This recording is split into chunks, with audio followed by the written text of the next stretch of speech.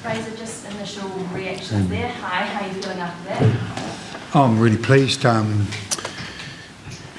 pleased because we showed so much courage and care and both sides of the ball, and just a classic test match, and then the boys, bounced back some bit of adversity there, and just before and after half time, and I'm really pleased and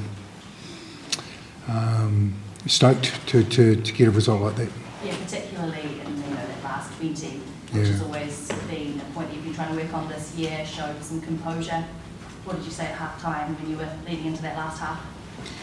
I keep doing what we did in the first half, just make sure that we can hold the ball and build some pressure, keep trusting your skill sets, and we've got a group of guys that come on off the bench now and actually make an impact into the game, and it's good to bring some experienced players on and do their job. Scott, what was it like out there with that crowd, the noise?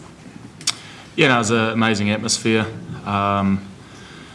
Certainly a vocal, local Irish crowd, and it was great actually. It was quite pleasing late in the game to, I guess, dampen them down a wee bit. But we love playing up here in these amazing stadiums. A bit of niggle though at the first half, so you get a little bit close to one of the Irish lots. What do you say to them?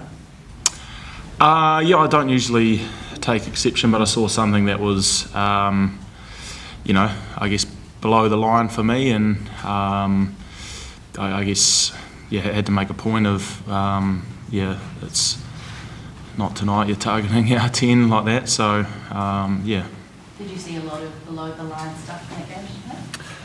No, I don't think so. I think they play hard. They're a great team, physical team, and great with ball in hand. It was just the one moment there. Fraser, can you talk about Soho Moore and Daniel McKenzie, who in different circumstances might not have started tonight, and their shocks tonight? Yeah, look, Sophie's played every game this year for us, and the same as DMAC, you play them 7 games in a row at the start of the year. You get a game like this one at the end of the year, you've got to give guys time, give them opportunity, trust them, and the most important thing, they trusted themselves and their skill set. For Safo, that last line out in our side of 22 just absolutely nailed it. After missing the not straight in the first half, he could have probably questioned himself, but he didn't. And DMAC was mercurial as normal. He trusted his instinct, and it was a hell of a night for him. Great off the boot. Really pleased. And just, after half time, Ireland score, go ahead. Game could have flipped a bit differently, but the way that the All Blacks managed to get their heads back in the game, just how pleased were you with that? Yeah, some really incredible defensive sets, and when we did take the opportunity, we put made them make some tackles, and their discipline went, and we managed to get inside their half and put a little bit of pressure, and that led to some points, so we could play from in front. Fraser, would you say that's your most astute game management that you've put together across 80 minutes this year? Yeah, look, as I've said before, every game we could have won this year, and it was we just got to a couple of moments where we'd still be better too, Greg. But there was a couple of key moments where we got the ball hit the ground, put pressure on their line out, got a couple of scrum penalties that swung the momentum back our way, which sometimes have gone the other way. Scott Barrett, sorry. The breakdowns looked a bit like carnage, particularly in that first half. What was sort of your interpretation of what was happening there in terms of the competition? Yeah, they were really targeting us, particularly on our ball. At times our body height was a little bit high, and they were able to disrupt and give Cortez some messy ball. So I guess it's on us to that's probably the first thing to address next week. Yeah. Razor, just for you, when your halfback's having a pretty torrid time at the breakdown, how do you make that sort of call between giving him time to find his feet and pulling the trigger and making a change? I think it was 49th minute that brought Cam on. He was great last week, and it was a good little combo.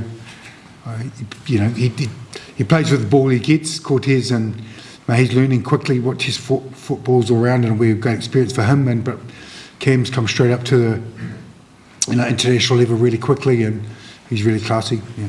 Cam's, 3 or 4 games back after a pretty serious injury. How good can he get in the black jersey? Yeah, really good. He's got all the attributes. He works really hard. Look, we're pleased to bring, someone like Cortez through and himself, and we've got some great competition at halfbacks. Yeah. Scott, can you clarify the one incident you said was below the line, and did you alert any of the officials about it? Yeah, I think I was getting up from a ruck, and it just from where I saw it, it looked like Damien was on the ground, and I think Joe, cleaned him up. So yeah, from where I saw it, it looked like it was around his head, and whether it was or not, I'm not too sure. But yeah, I guess I took exception to that in that moment. It may not have been, but yeah, I'm not too sure. Did you clean him up with a gouging sense or a boxing sense or it just looked like a ruck. He was on the ground from where I saw it, and it looked like a bit of a shoulder to a man on the ground who was our 10. So he could, yeah. It's like giving evidence, isn't it?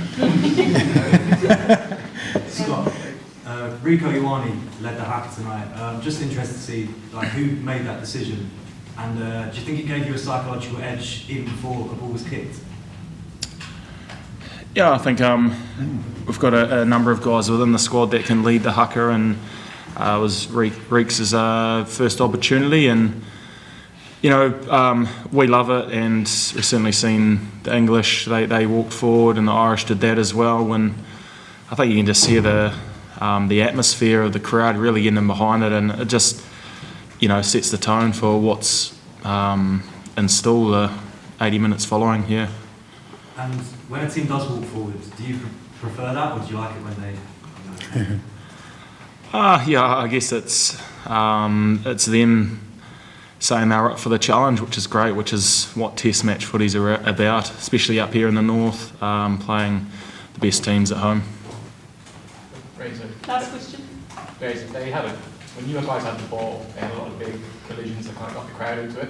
Did you still feel confident in your ability to kind of work around that? It seemed like even with those big moments, you were still able to make any inroads. Sorry, either one of you, Fraser maybe. Yeah, I think on the field, like the metres gained that we got, the stats are coming out that we're getting a roll on, and we've got to go forward and put pressure on them. I think that was really, really pleasing and then we'd finish, with another pressure kick or stay on top of them or get in their half. So how we finished our positions was great.